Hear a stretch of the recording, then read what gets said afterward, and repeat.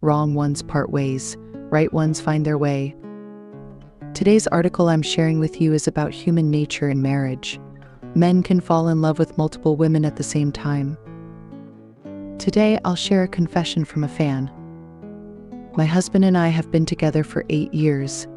In the 4th year, I discovered he was having an affair. After the affair was exposed, he ended things with the other woman and returned to the family. In these years, there haven't been any further transgressions, but as a woman who has been betrayed, I am very sensitive. I notice every little thing and have been closely observing. I can confirm that he has indeed been very well behaved these past few years.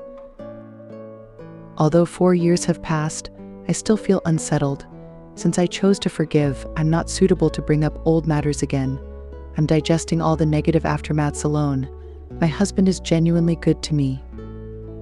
Although he cheated, it doesn't erase the fact that he once loved me.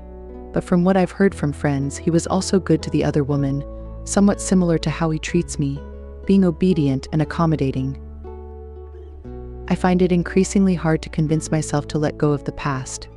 He ended things cleanly afterward, but even now, I can't let go of these matters. Can a man who cheats truly love both his original partner and the other woman simultaneously? If not, then who does he truly love? Is it only the original partner who he loves? The question of whether a cheating man loves the other woman or the original partner has always been debated. The mainstream opinion is that if he loves the original partner, he wouldn't cheat. If he loves the other woman, he would divorce. But in reality, men neither refrain from cheating because of the original partner nor divorce because of the other woman. Therefore, the mainstream conclusion is that men don't love either of them, they love themselves the most. Let's discuss this topic from the perspective of human nature. The following words might be uncomfortable for you to hear.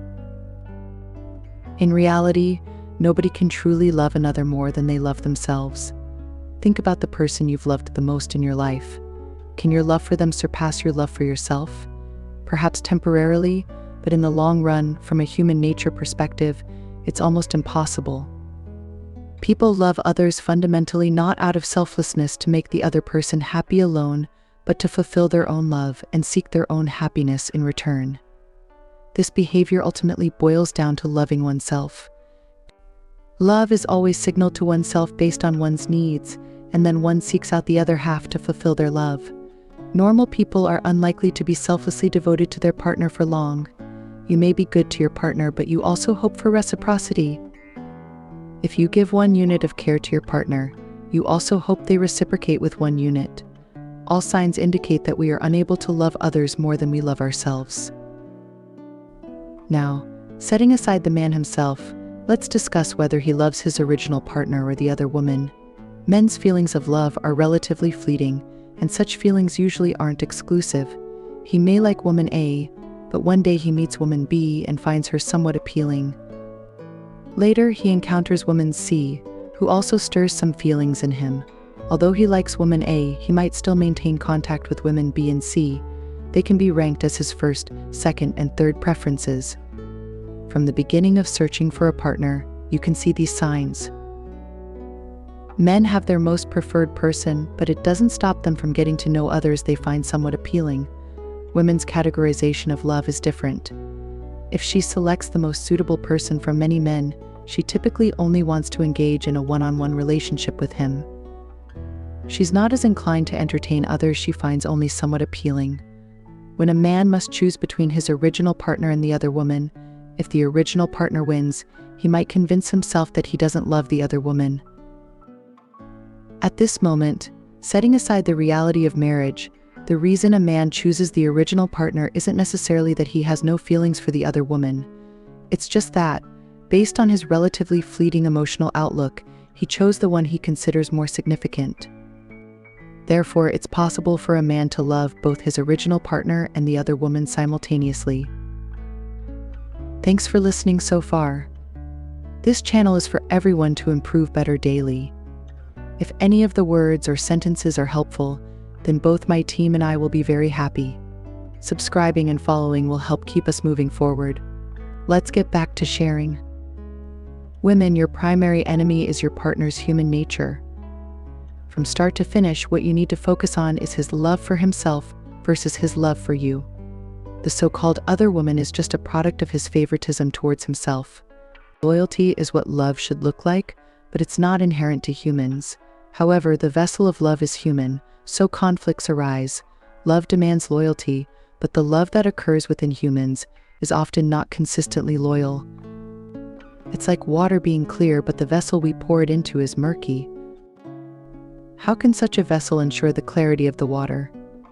Consoling the women hurt by infidelity doesn't involve saying that men aren't worthy, men are trash, or men don't deserve your dedication. It's about showing them the true nature of humanity. When you only have partial knowledge of human nature, you might look down on him. But once you understand human nature thoroughly, you'll be more indifferent towards him. I've never suggested that women give up on love. Everyone needs various kinds of love, including the joy between men and women. Women find it hard to completely let go of love.